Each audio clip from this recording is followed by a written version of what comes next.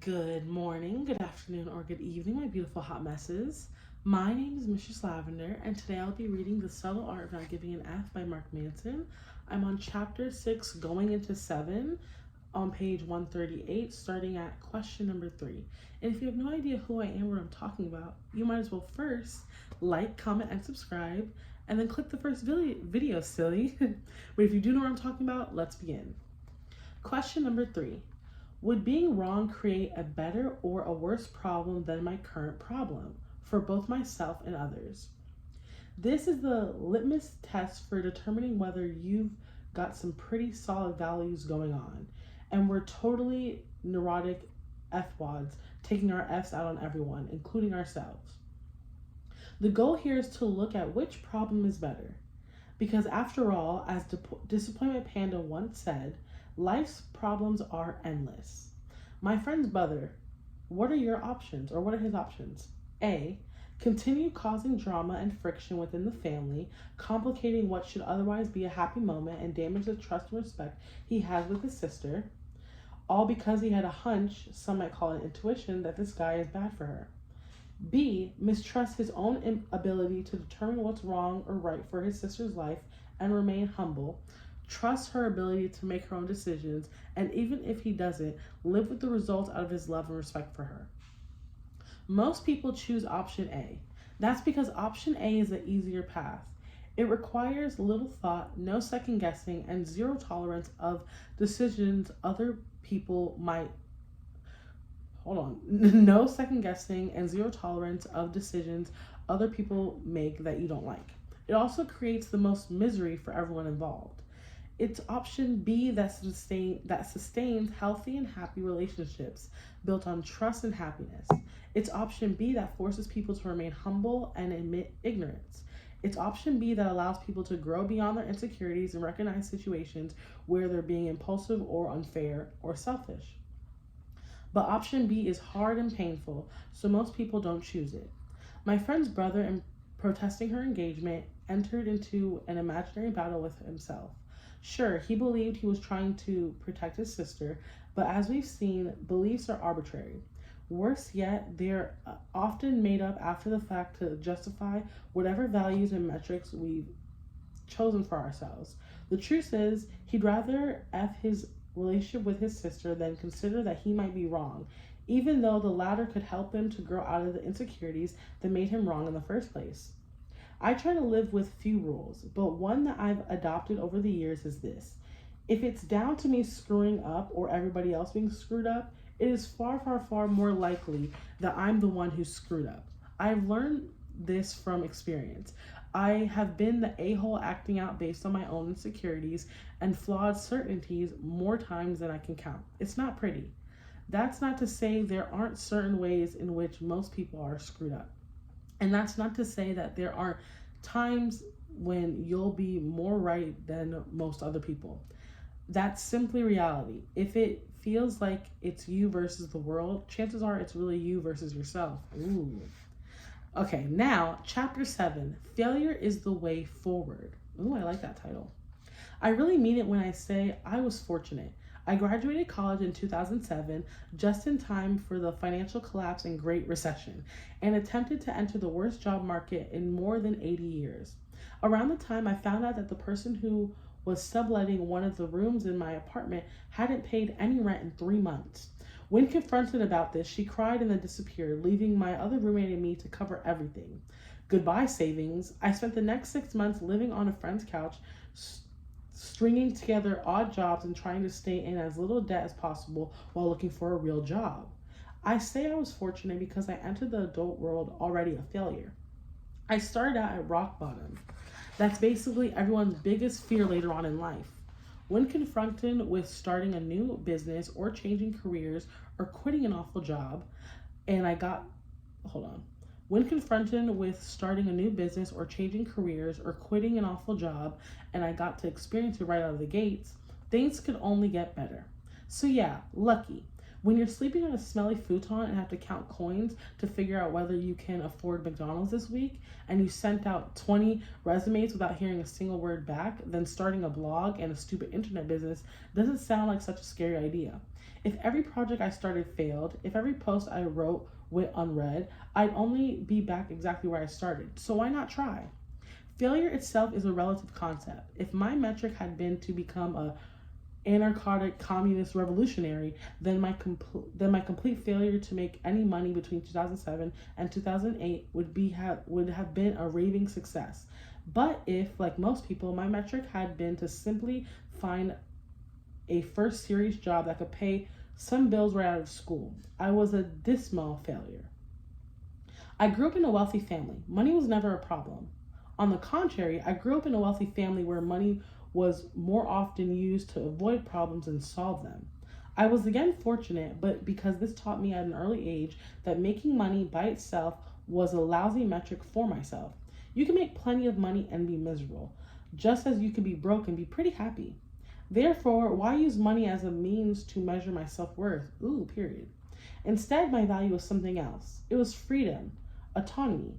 The idea of being an entrepreneur has always appealed to me because I hated being told what to do and preferred to do things my way. The idea of working on the internet appealed to me because I could do it from anywhere and where I wanted to work. I asked myself a simple question. Would I rather make decent money and work at a job I hated, or play an internet entrepreneur and be broke for a while? The answer was immediate and clear for me, the latter. I then asked myself, if I try this thing and fail in a few years and have to get a job anyways, will I have really lost anything? The answer was no. Instead of a broken, unemployed 22-year-old with no experience, I'd be a broken, unemployed 25-year-old with no experience. Who cares? With this value, to not pursue my own projects became the failure. Not a lack of money, not sleeping on friends and family's couches, which I continue to do so for most of the next 2 years, and not an empty resume. The failure/success paradox. When Pablo Picasso was an old man, he was sitting in a cafe in Spain, doodling on a used napkin. He was nonchalant about the whole thing, drawing whatever amused him in that moment. Kind of the same way teenage boys draw penises on bathroom stalls, except this was Picasso, so his bathroom stall penises was more like Cubist, Impressionist awesomeness laced on a font of faint coffee stains. Anyway, some woman sitting near him was looking in awe. After a few moments, Picasso finished his coffee and crumbled up the napkin to throw it away as he left. The woman stopped him and said, "Wait," she said. "Can I have the napkin you were just drawing on? I'll pay you for it." "Sure," Picasso replied. $20,000. The woman's head jolted back as if she had flung a brick at her. "What? It took you like 2 minutes to draw." "No, ma'am," Picasso said. "It took me over 60 years to draw this." He stuffed the napkin in his pocket and walked out in the cafe. Improvement at anything is based on thousands of tiny failures, and the magnitude of your success is based on how many times you failed at something. If someone is better than you at something, it's likely because she has failed at it more than you have. If someone is worse than you, it's likely because they haven't been through all the painful learning experiences you have. Period. If you think about a young child trying to learn how to walk, that child will fall down and hurt itself hundreds of times. But at no point does that child ever stop and think, "Oh, I guess walking isn't just for me. I'm not good at it." Avoiding failure is something we learn at some later point in life. I'm sure a lot of it comes from our education system, which judges rigorously based on performance and punishes those who don't do well. Another large share of it comes from overbearing or critical parents who don't let their kids screw up on their own often enough, and instead punish them for even trying anything new and not pre-oriented. And then we all have the same mass media that constantly exposes us to stellar success after success, while not showing us the thousands of hours of dull practice and tedium that were required to achieve that success. I don't know what that word is, so I'm going to underline it. Hold on. I'm back. So, what was it? Tedium that were required to achieve that success. At some point, most of us reach a place where we're afraid to fail, where we're instinctively avoiding failure and stick only to what is placed in front of us or only what we're already good at. This confines and stifles us. We can be truly successful only at something we're willing to fail at, period. If we're unwilling to fail, then we're unwilling to succeed. A lot of this fear and failure comes from having chosen SC values. For instance, if I measure myself by the standard, make everyone I meet like me, I will be anxious because failure is 100% defined by the actions of others, not by my own actions. I am not in control, thus my self-worth is at the mercy and judgment of others. Ooh. Whereas if I adopt the metric, improve my social life, I can live up to the value of good relationships with others, regardless of how other people respond to me. My self-worth is based on my own behaviors and happiness. SC values, as we saw in chapter 4, involve tangible external goals outside of our controls. The pursuit of these goals can cause great anxiety, and even if we manage to achieve them, they leave us feeling empty and lifeless, because once they're achieved, there are no more problems to solve. Better values, as we saw, are process-oriented.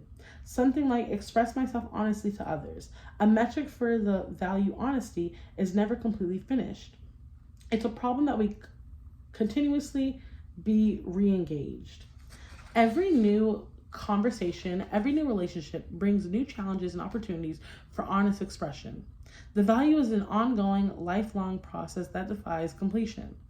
If your metric for the value success by worldly standards is buy a house and a nice car, and you spend 20 years working your butt off to achieve it, once it's achieved, the metric has nothing left to give you. Then say hello to your midlife crisis, because the problem that drove you your entire adult life was just taken away from you. There are not other opportunities to keep growing and improving, and yet it's growth that generates happiness, not a long list of arbitrary achievements. What does arbitrary mean? Underline. In this sense, goals as they are conventionally defined: graduate from college, buy a lake house, lose 15 pounds, and are limited in the amount of happiness they can produce in our lives. They may be useful when pursuing quick short-term benefits, but as guides for the overall trajectory of our life, they suck. Picasso remained prolific in his entire life. He lived into his 90s and continued to produce art up until his final years. Had his metric been become famous or make a buttload of money in the art world or paint 1,000 pictures, he would have stagnated at some point along the way. He would have been overcome by anxiety or self-doubt. He likely wouldn't have improved or innovated his craft in any ways he did decade after decade. The reason for Picasso's success is exactly the same reason why, as an old man, he was happy to scribble drawings on a napkin alone in a cafe. His underlying value was simple and humble, and it was endless. It was the value of honest expression. And this is what made the napkin so valuable. Pain is part of the process. In the 1950s, a Polish psychologist named Kazimierz Dabrowski studied World War II survivors and how they coped with traumatic experiences in the war. This was Poland, so things had been pretty gruesome. These people had experienced or witnessed mass starvation, bombings that turned cities into rubble, the Holocaust, the torture of prisoners of war, and the R word and M word of family members. If it's not by the Nazis, then a few years later by the Soviets. As Dabrowski studied the survivors, he noticed something both surprising and amazing. A sizable percentage of them believed that the wartime experience they suffered, although painful and indeed traumatic, had actually caused them to become better, more responsible, and yes, more happier people. Many described their lives before the war as if they'd been different people then. Ungrateful for and unappreciative of their loved ones, lazy and consumed by petty problems, entitled to all they'd been given. After the war, they felt more confident, more sure of themselves, more grateful, and unfazed by life's trivialities and petty annoyances. Obviously, their experiences had been horrific, and these survivors weren't happy about having to experience them. Many of them still suffered from the emotional scars of lashings of war that had left on them, but some of them had managed to leverage those scars to transform themselves in positive and powerful ways. And they're not alone in that reversal. For many of us, our proudest achievements come in the face of the greatest adversity. Our pain often makes us stronger, more resilient, more grounded. Many cancer survivors, for example, report feeling stronger and more grateful after winning their battle to survive. Many military personnel report a mental resilience gained with withstanding the dangerous environments of being in a war zone. Dabrowski argued that fear and anxiety and sadness are not necessarily always undesirable or unhelpful states of the mind. Rather, they are often representative of the necessary pain of psychological growth. And to deny that pain is to deny our own potential. Just as one must suffer physical pain to build stronger bone and muscle, one must suffer stronger sense of self, increased compassion, and a generally happier life. Our most radical changes in perspective often happens at the tail end of our worst moments. It's only when we feel intense pain that we're willing to look at our values and question why they seem to be failing us. We need some sort of existential crisis to take an objective look at how we've been driving meeting in our life and then consider changing course. You can call it hitting bottom or having an existential crisis. I prefer to call it weathering an S-storm. Choose what suits you. And perhaps you're that kind of place right now. Perhaps you're coming out of the most significant challenge of your life and are bewildering because everything you previously thought to be true and normal and good has turned out to be the opposite.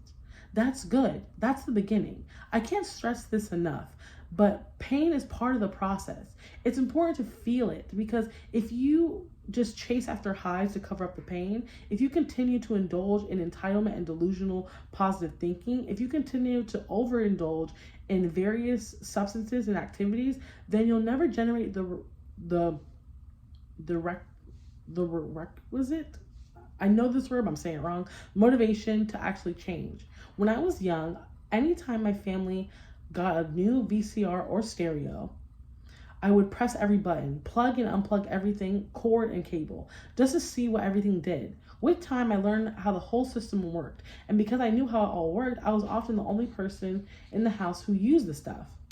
As in this case, for any millennial children, my parents looked at it as if I was some prodigy.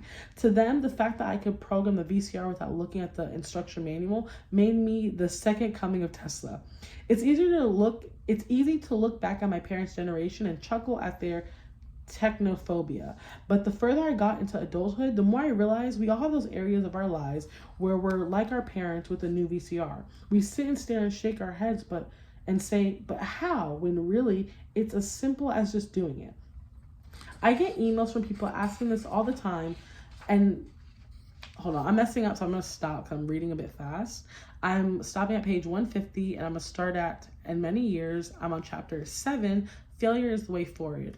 I'm so happy you're listening to me read with all my mess ups, and just know I'm going to keep getting better.